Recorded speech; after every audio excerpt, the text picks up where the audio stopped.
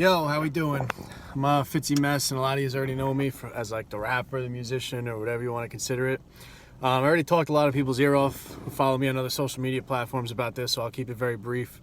But I basically had a change of heart about the type of music I was making. I felt as though I was maybe indirectly encouraging some destructive behaviors to a demographic that's already fucking full to the brim with depressive, suicidal fucking people. So maybe it wasn't the most productive outlet for me, and a lot of people disagree, but you know, just me personally, I felt what I was doing was a little irresponsible.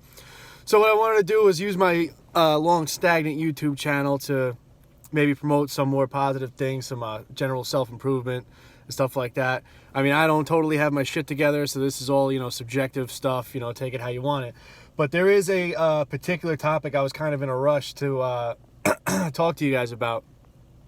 And this is for like mostly like younger guys who are still on active duty. I am going to focus a little bit on veterans and active duty issues because I'm a military veteran myself, you know, obviously.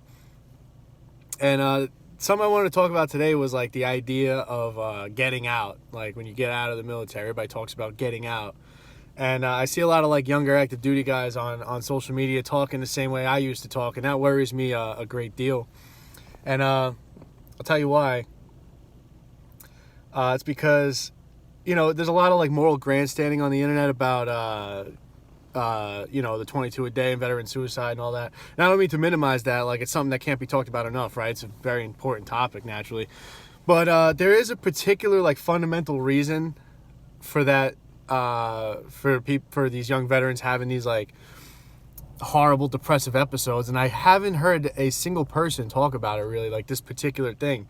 And I think it's the idea that like guys on active duty, they romanticize the idea of like getting out so much in their heads that that they're just setting themselves up for this huge letdown. And there's other issues that are going to lead you to being depressed when you get out, but that's certainly, in my opinion, one of the biggest factors there is like everyone has this idea that when they get out, it's going to be all fucking dandelions and rainbows from that point on, and your life's going to have zero stress. And I think the realization that that's not true, coupled with everything else, is that one of the main factors that leads people to be so depressed. So if you don't mind, I'd like to share a little personal anecdote about what happened with me when I got out, you know. So I got out on a Saturday morning, and the reason that's pertinent to the story is because it was very strange. Like, it just felt like a normal weekend when I got out, because I got out on a Saturday morning. So, you know, Friday night I you know, went to bed like a normal night, and then Saturday morning I went and signed my little DD-214, and I drove out the gates, and I felt nothing. I felt nothing because I just got off work on a Friday and I drove out the gates on a Saturday morning. It felt like a normal weekend. I was stationed in Jacksonville, North Carolina, and I was going to visit a friend of mine who had gotten out 3 months prior in Asheville, North Carolina. So I drive to go visit him. Excuse me. And, you know, as we're walking around Asheville, we come across like a pretty stereotypical homeless veteran, I guess. You know, older guy, got the Vietnam vet hat on. He's like missing a couple teeth. And he's on a mobility scooter. But next to his little change bucket that he had in front of him, he also had like a bucket of chalk, like to write on a chalkboard. And behind him was like this giant chalkboard with all these like hundreds and hundreds of scribblings on it that you could barely read unless you're right on top of it. So this piqued our curiosity naturally. We asked the guy, you know, what's this chalkboard about? And he says, oh, I asked, you know, random passersby to write something on this chalkboard that they want to do before they die, something they want to accomplish before they die. And we was like, all right, that's interesting, you know, we'll bite, you know. We gave him a couple bucks, we grabbed a piece of chalk, and we go up to the board. And we stared at this board for probably 2-3 minutes in complete silence. And after that, we kind of implicitly agreed. Like, we looked at each other and we were like, we already did it, you know? We already did it. Our only, like, dream or aspiration or goal or whatever it is was to join the Marines and go to war, and we did it. Now, you can look at that in one of two ways. You can say, oh, you accomplished your childhood little fucking fantasy, whatever, and now everything's good. Like, you lived a complete life. Or you can look at it as, holy shit, you're what? I remember I was 22, 23 years old when I got out, and I have an entire fucking life ahead of me, and I have nothing else to look forward to, which is super depressing if you look at it that way. Now, I know that might sound like a profound experience or whatever, but, you know, we walked away without writing anything, and then we didn't think twice about it. At least I didn't.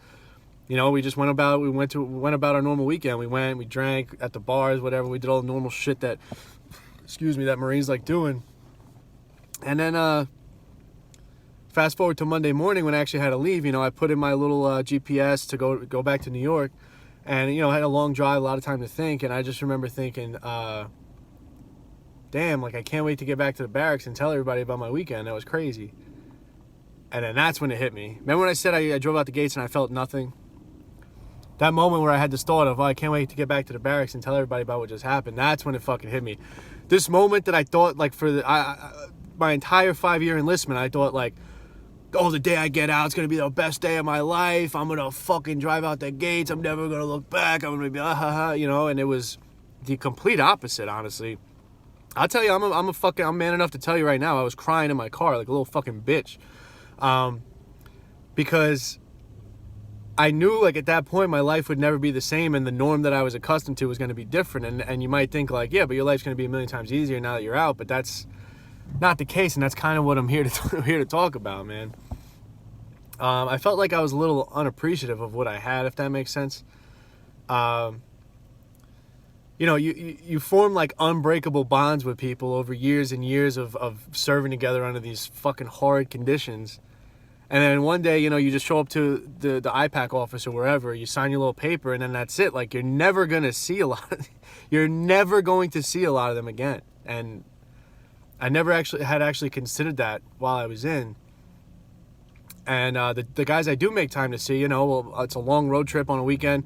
We'll spend the weekend together, and then that's it. I don't see them again for months and sometimes years in between, because our lives are so different now.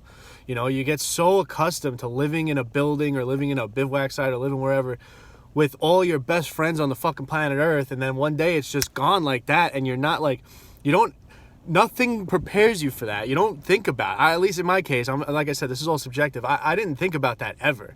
I didn't actually consider, like, yeah, shit, one day I'm going to drive out the gates and never see a lot of my fucking best friends in the world again. And for me, after I got out, I just had this constant cloud of, like, loneliness following me around. I just never felt like I wasn't lonely. Even if I was out around people, if I was at work and whatever, I just felt like I was just completely alone in the world. And I know this sounds like melodramatic and over the top, but I'm just being as honest as I can, because I want to let the guys who might still be on active duty know, that might be watching this, to, like, just appreciate what you got, And I know that sounds insane to anybody who's still serving, because listen, I was counting the fucking seconds till I got out. I couldn't wait. I get it. Your life fucking blows dick. I understand. I didn't particularly enjoy getting up at 5 a.m, getting yelled at while I'm running in the fucking blistering cold with shorts on like a fucking idiot, I didn't particularly enjoy doing uniform and gear inspections and living outside for 2 weeks in a fucking Camp Lejeune winter. It wasn't fun. But the thing is, like, that I don't know if this is going to make sense, but hardships make your life better, because you appreciate the good times so much more. I know that sounds very cliche and corny. I don't mean to sound like one of these fucking, influencer types or whatever, but listen, man, you when you get out, your life is kind of, depending on what you do, some people's situations are different, but your life is just kind of streamlined. When you're serving, like, yeah, you're forced to get up early, and you're forced to do things you don't like all the time, and you're forced to be extremely physical and extremely intense with just about everything you do. But then when you do get your little weekend off, your little 96 to go out with your buddies and, go rage and go out in the town, it's just that much fucking better, man. And you form such close bonds with these people. And another thing, like, I'll add another little anecdote is, I decided when I got out, I moved back to New York, and I stayed with my mom for, like, I think 6 months or so before I moved out, maybe a little longer. And I was working maintenance in the same apartment complex that my mom lived in, because for no other reason than, it's easy. Like, I don't have a commute. I wake up, I walk outside, I'm at work, And I'm doing maintenance in an apartment complex. I'm cleaning up bags of dog shit.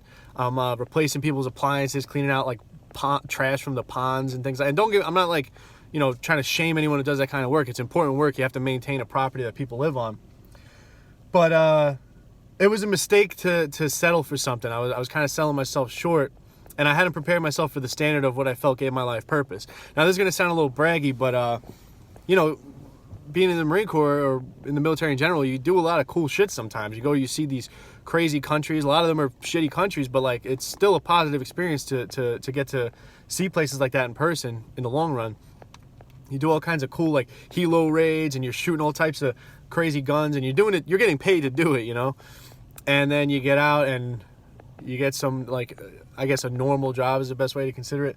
And your life is just a constant, like, flat line. You don't have hardships, and you don't have, you don't do crazy things all the time. And you go from living this crazy, intense lifestyle and you almost experience a form of withdrawal, if that makes sense.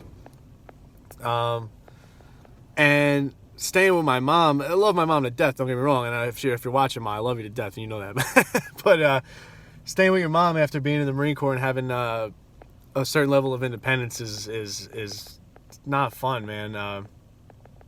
Nobody wants to feel dependent on mommy, you know, as a grown man or whatever. And I hadn't considered that. I just thought, like, yeah, I'll just do. I mean, the housing market in New York is pretty hostile, so I felt like this would be the best thing to do until I could find something better. Now, where does the kick in the ass to find something better come from? I don't know. Something I do miss about the Marine Corps and was that, you know, you had a constant kick in the ass to better yourself. If you're getting a little fucking fat, they're going to tell you about it, and they're going to say, get your ass to the gym and fix yourself, or we're going to fucking take action, you know? I kind of miss having a kick in the ass, because that's another thing that's gone. And lots of guys, you see it, and I'm not making fun of anybody. It happens. It happened to me. Like, you gain weight, you get fat, because you lack the same kind of, you don't have that discipline, like, forced onto you. You have to find it in yourself now. You get a little fat, your drinking habits get a little more out of control because you're not forced to get up so early. You don't have any incentive really not to drink all the time. And not to mention feeling that constant, like, loneliness and that missing your boys and all that, and missing the things that used to give your life purpose. That's gonna, for me personally, like, I used alcohol as a coping mechanism, and substance abuse is a topic I'll get into in greater detail at a different time, but I drank like a fucking fish, man. I didn't go to the VA and talk to a counselor. I didn't call my buddies and tell them, like, yo, dude, I'm really feeling like shit all the time. Like, is this normal? I didn't call them and say that because I felt like a fucking little bitch. And, you know, that wasn't the right way to go about it. I just drank all the fucking time. I was just destroying my body. And that only made me more depressed because I was used to going on 20K humps and doing these crazy PT sessions and not even breaking a sweat, being the man.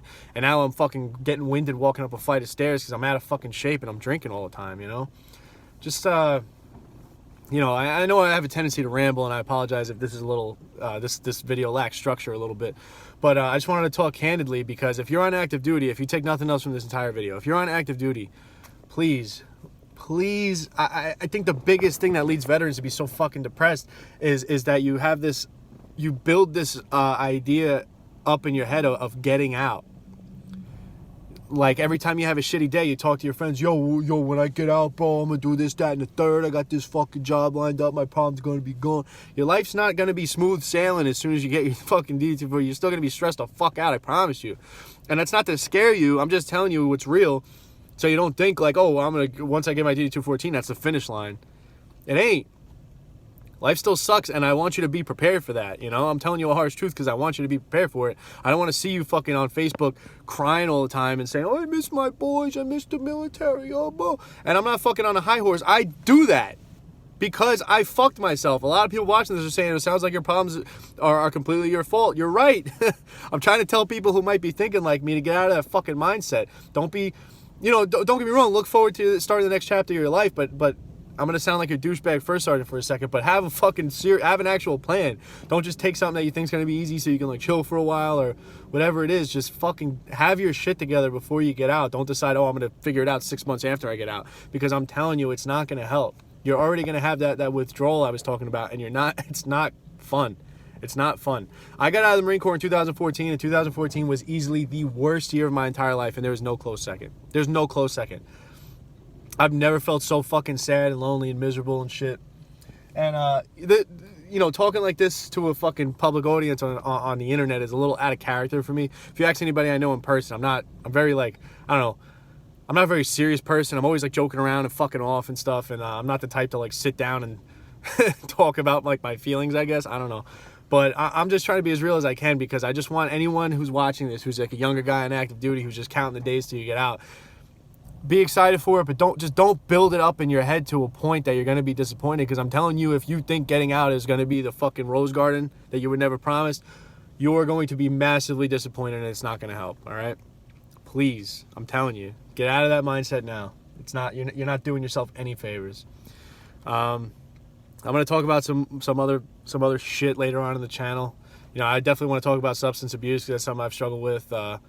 Talk about, you know, the other destructive habits that young men in greater society, not just the military, young men in greater society in general have. You know, binging on porn and these fucking dating apps and you know, drug use and all types of shit. I just want to talk about it all because